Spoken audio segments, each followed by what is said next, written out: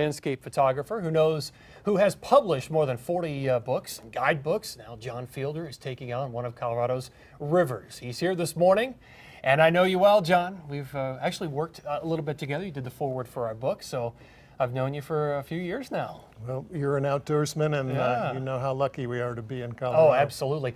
So the book is Colorado's Yampa River, and I was reading through this morning, and this picture of you skiing this deep powder in Steamboat caught my attention. You know, this is significant because a lot of that snow, all of it, eventually melts into that Yampa River that you talk about in your book here. What is this really about?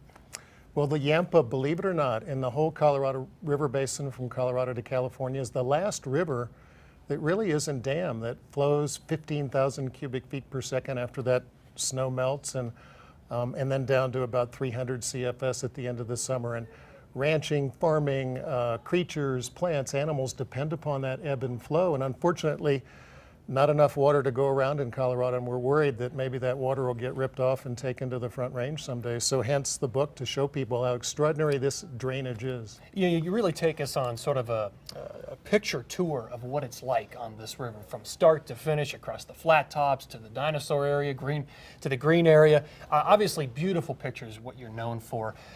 It's a story that we're talking about right now here along the Front Range. What happens to this, as you call it, wild river, as we need, we're going to need this water. How do we preserve this? Well, easy. Just don't dam it up and don't pipe it to Denver, which unfortunately is under discussion as the state tries to figure out where it's going to get all this water for the coming decades for what may be 750,000 people moving to Colorado each decade. So I just want people to see how extraordinary it is. And the numbers show that Colorado actually makes more money and produces more jobs by just leaving these Western River waters in the rivers rather than taking it to the Front Range. So it's a no-brainer. We're looking at some of the pictures you took when you were following the Yampa here. Just spectacular. Did you feel like you were taken back in time a little bit when you were doing this?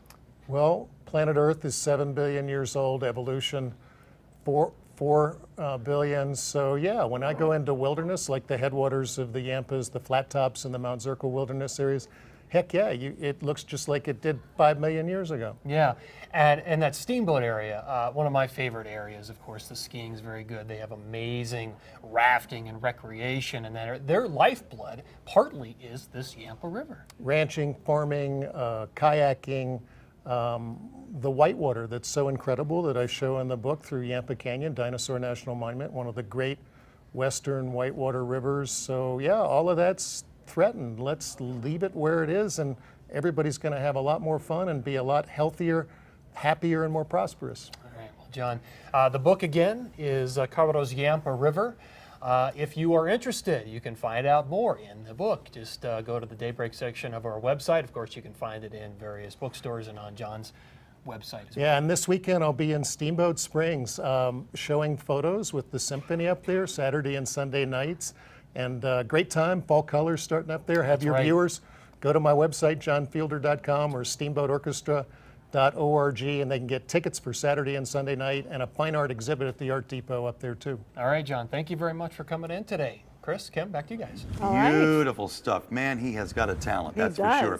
Very quickly, some entertainment before you get out the door.